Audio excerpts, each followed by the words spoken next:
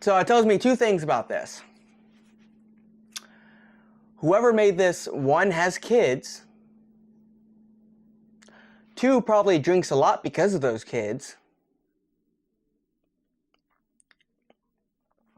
Three, finds any excuse to be in the garage so we can drink and be away from those kids. And four, is probably a contractor of some kind.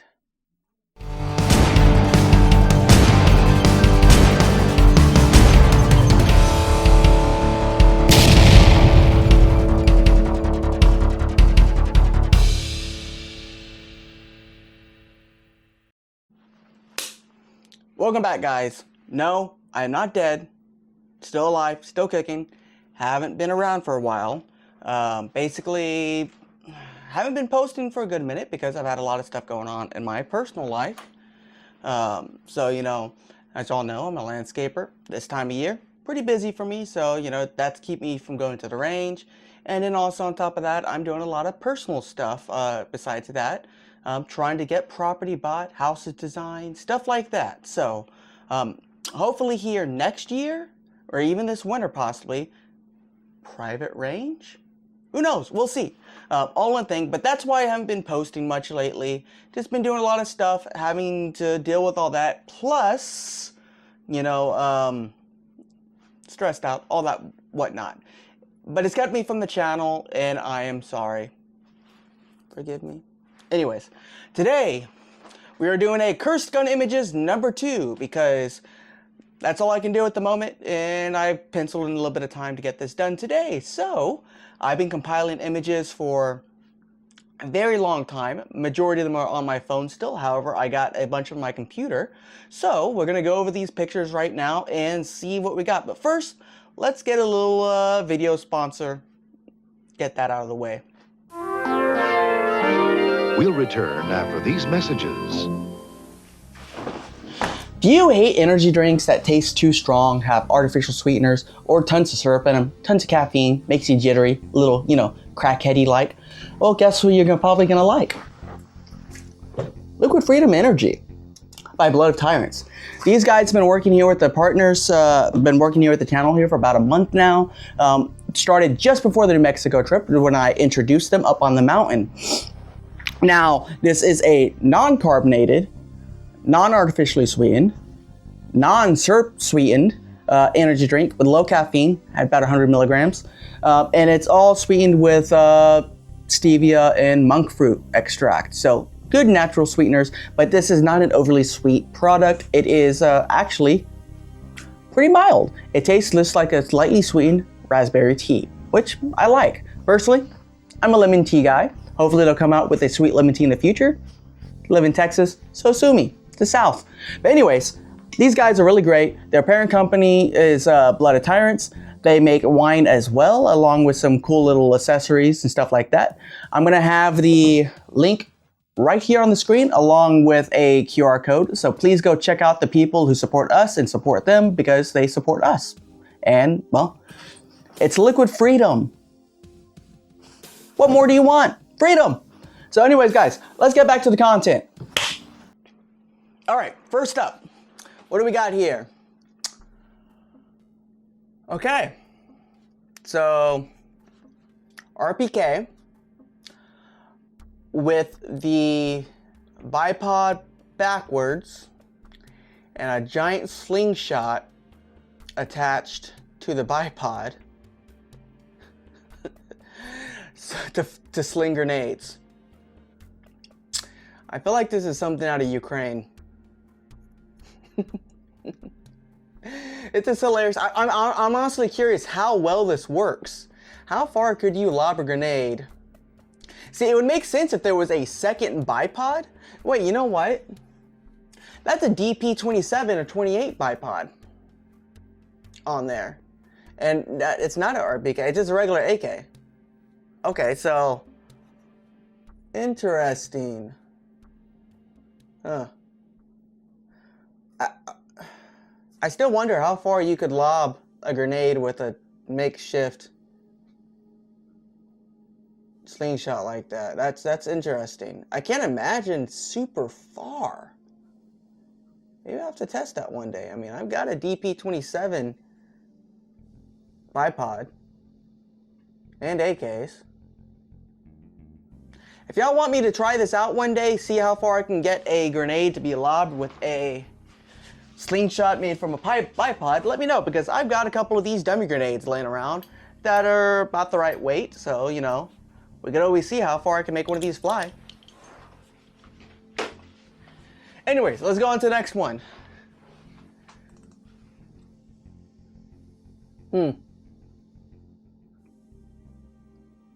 I can't say that I hate it. Obviously, it's an AR and has a Lee Enfield front end on it. And maybe a buttstock on it that's been chopped a little bit. And then a AR grip that's been painted to look like wood. It's interesting.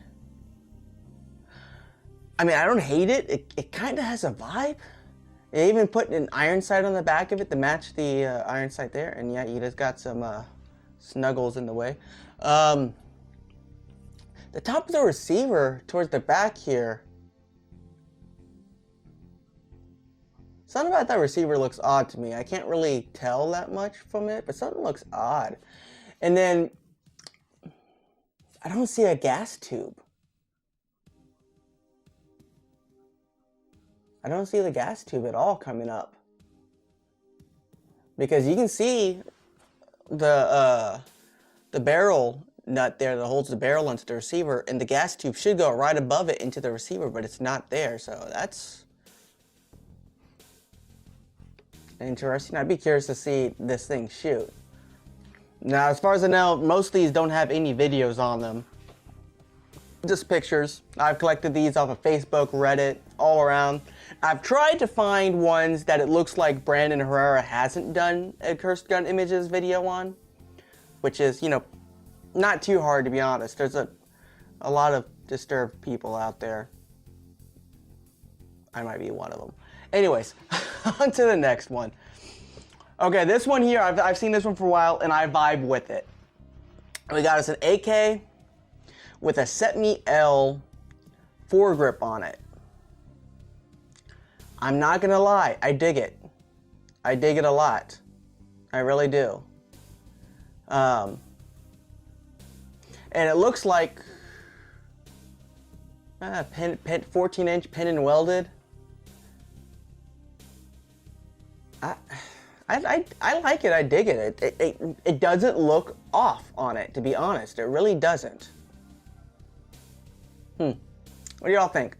You vibe with the Spanish AK look? Kind of retro. I kind of dig it. Also, that rear grip looks a little funny as well. It seems like a very steep angle. I'm not sure I've seen one of those AK grips like that before. Interesting. Huh. Alright, on to next. Okay, so we are on to...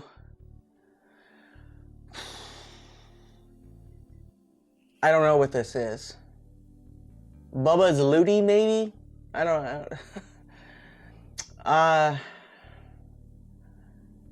Yeah. And then the map gas torch next to it, the zip ties. Yeah.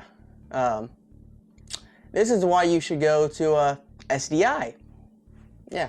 Not sponsoring them, they're not sponsoring me or anything like that, but you know, they are probably the premier gunsmithing school in the country. And definitely it was not one of their students that made whatever this is. On to next. Okay.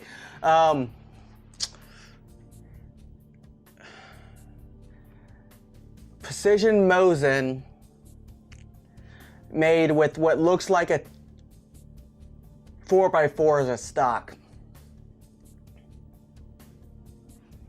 Got what looks like an AK grip of some kind on here. The stock literally looks like it's made with a 4x4 or something. You know what the funniest thing is? It's got a really expensive fluted barrel on this thing. They spent money on a fluted barrel, and then it looks like they welded that mount on there, and then said, you know, I'm out of money. I'm just gonna make the stock out of a 4x4. And then looks like they screwed a shotgun butt pad on there.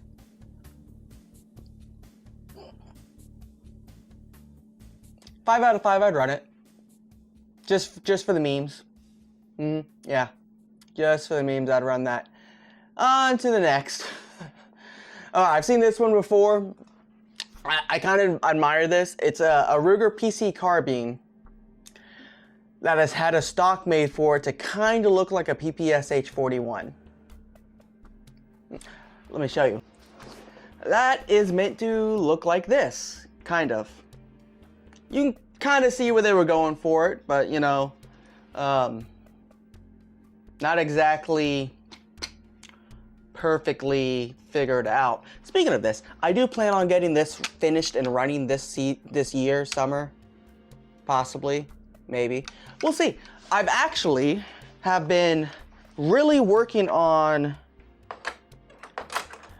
the DP27 so far this year, for this summer. I've actually designed a semi-automatic hammer-fired fire control group for that project. I'm working with a local 3D printing company who does 3D modeling. So I've got my plans that I've sketched up. I've got an appointment here sometime next couple weeks to go actually up there with him. He's going to be modeling out my lower first. That way we can try to fit it all inside of the little pocket here that we're going to have to make. Very, very tight space. The reason why there's no good hammer-fired semi-auto conversion kits for these is because if you look at how much room there is, there's not much room. So I'm only going to be able to expand this pocket a little bit on each side and then lengthen it up. And one of the issues with designing a hammer-fired semi-auto fire control group for the DP27, DP28 is the length of where it would have to be to where the hammer is. The hammer would have to be all the way up here, and the trigger is all the way back here.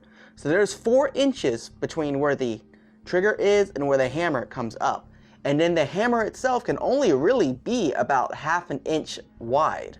So like that. So a lot of design, engineering stuff I'm having to go into this to come up with a system that looks like it's going to work. I've got my designs, and I'll keep y'all, once I actually start getting going with that, I'll keep y'all involved with that project so you know how it's coming along. But I do plan on having, eventually, once I get mine working, and it does work, I do eventually plan on doing something with those plans for the semi-auto conversion for the community. So they may end up going up on Weapons Guild. Don't know yet. I might put them up on my website, and I may sell them. I may not. It depends on how well this system works and how easy it can be made. I don't know how that's going to work yet. For all I know, I might end up producing these. Who knows? But we'll see. That's in the future. But anyways, so let's get back into the video here. So let's go to the next one. Okay. So this is actually a submission from a buddy of mine.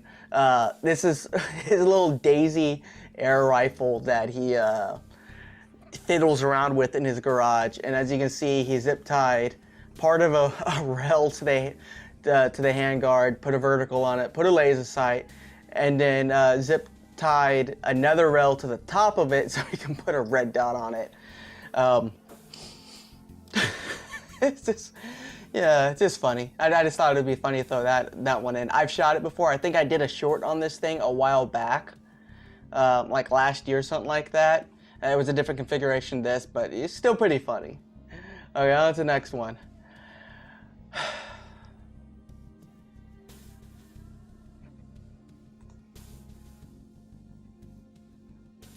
Why are Glock guys like this?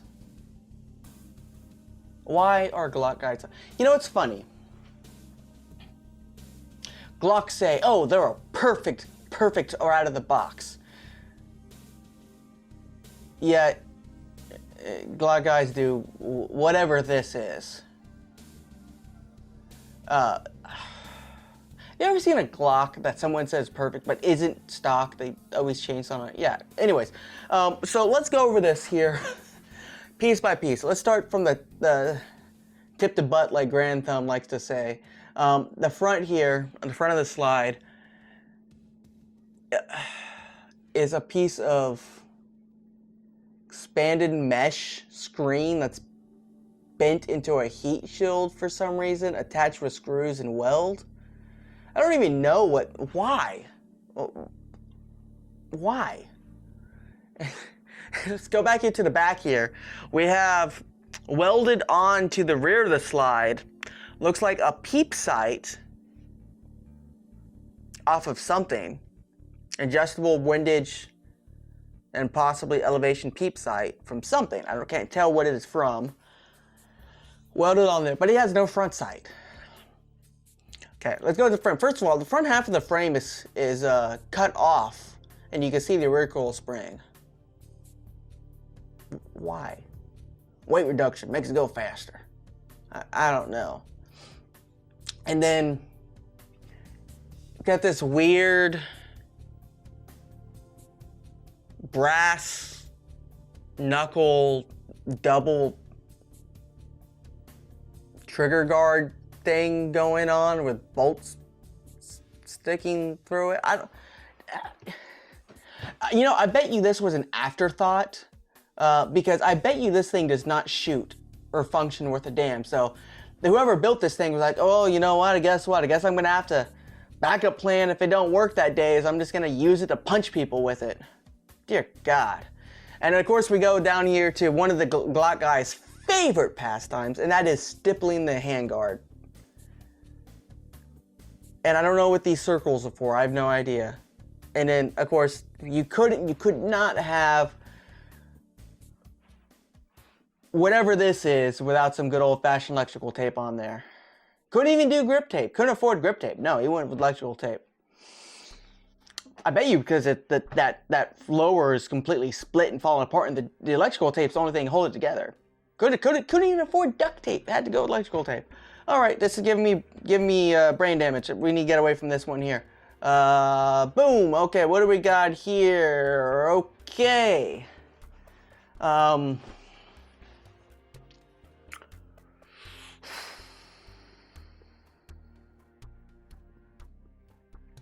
Okay,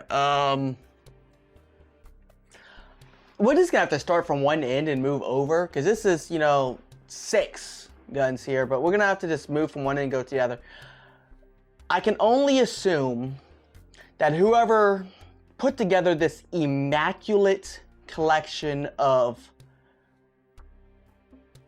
brain damage, aneurysm causing magnificence, has to either live in South America and work for the cartels, or lives in a trailer park and also makes meth. I don't know, probably both. Anyways, okay, so let's go left to right here. So left here we have what looks like a single shot break action shotgun with an axe welded to the barrel. I don't know what's going on over here. A pathetic excuse for a grip. I mean, that's not even Asian dong style right there. I don't even know what's going on there. Okay, on to the next one. We have what looks to be a semi-auto homemade AR infused with methamphetamine in hopes and dreams. The craziest thing is I'm looking at this thing and it looks like it might possibly work, but I don't know where the trigger is, because it looks like that's right in front of, I guess that's the trigger in front of it, but I don't see a mag release. I see a spring. I don't know. That thing might work. I don't know. Okay, next. Okay, we got us a tube gun here. Definitely a tube gun. I'm almost certain that this one actually works, because tube guns are super easy. If you can't make a tube gun run, then you don't need to be making guns, because tube guns are the easiest thing to do. This thing is definitely direct blowback. You can tell they use a piece of pipe here. It's got a threaded end cap on it, which actually isn't unusual in World War II. In World War I tube guns, a lot of them had screw-on caps to open it up and release everything. Rebar stock. I can kind of respect that. We got us a basic fire control group looking thing here with a AR grip on there, charging handle. We got us what looks like a functional mag well with the mag release in maybe CZ Scorpion mags. I'm not sure about that. It's either CZ Scorpions or, you know, like a 9mm AK mag. And then, is that a gas tube?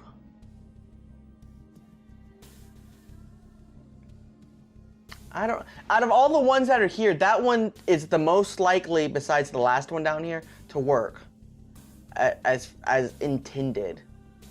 Okay, let's move over to the next one. Okay, we got us what looks like another break action shotgun that's maybe made out of 90% JB Weld. I have no idea what this weird trigger situation is. It's like got three. Where does your finger even go? What the? Another rebar stock, break action. I'm assuming this is a cocked, then fired, because on the back of it's got some weird metal lump hanging off of it. Oh, I just noticed the picture in the top right-hand corner. That's probably the guy that made these guns. Yeah, yeah. So I'm assuming you pull that back and it cocks, and then that's how you fire it. Probably works. Okay, let's go next over here. Okay, we got us a bolt gun here. Appears to be made with what looks like a Mauser action.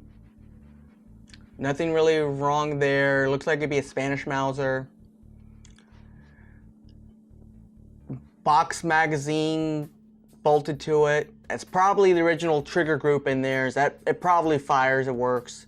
You got a piece of something for a grip, and then a wood stock that looks like it's just mounted on with a piece of all thread. I don't know. I mean, it probably works. I mean, but you know, it looks like it's held to the stock with duct tape and a piece of metal. I don't know. It probably works. And then down here we got us what looks like a flare gun, which I'm willing to bet is actually a single shot shotgun. I wouldn't want to shoot it. I'm gonna go. Okay, next is the thing that I'm actually most interested in is this tiny AK pistol looking thing.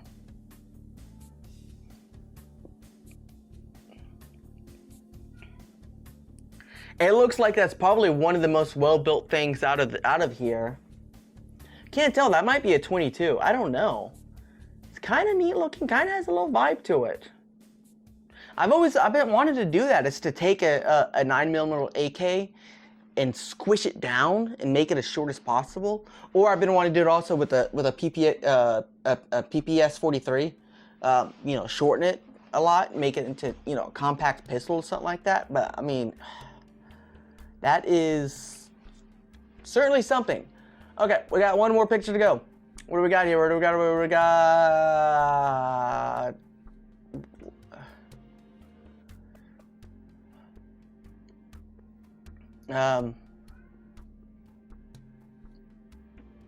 What? I don't even know what I'm looking at. I know it's an AR. But we got us what looks like a shovel handle that's held to the buffer tube with good old-fashioned hose clamps. A+ for hose clamps. The grip, okay, the grip is what looks like half of a My Little Pony horse or something. I guess. And of course, we got us the good old-fashioned Walmart red dot on top. And then for the handguard, we have a caulking gun.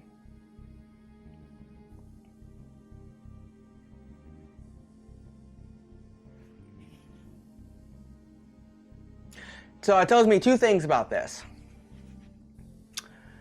Whoever made this, one, has kids. Two, probably drinks a lot because of those kids.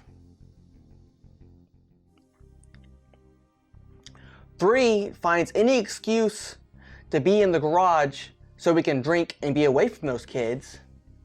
And four, is probably a contractor of some kind. And probably needs help. Lots of help. Send help. Help this guy. He needs it, looks like.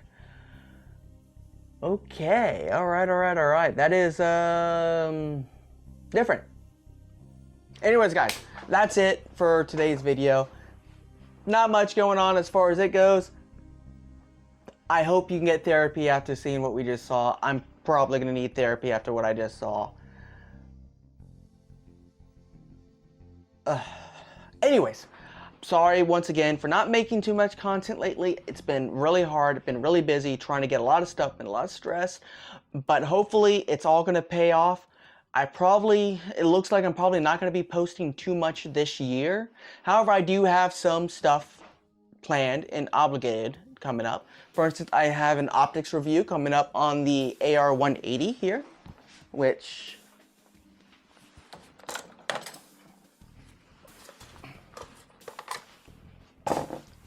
as you can see, I've done a little bit of work to the AR-180. I finally got the Stormworks conversion kit here for the buttstock, which I'll be doing a review on, so I can put my old-fashioned folder on it that I used to have on my AR-7. I got the Stormworks upper rail for it finally, and then this is what the review is going to be on. This is a Vector Optics. It's kind of like the Primary Arms 1 Power, kind of. So I've done a little bit of shooting with this on this rifle, not a lot, but we will be doing a full review on this optic here relatively soon.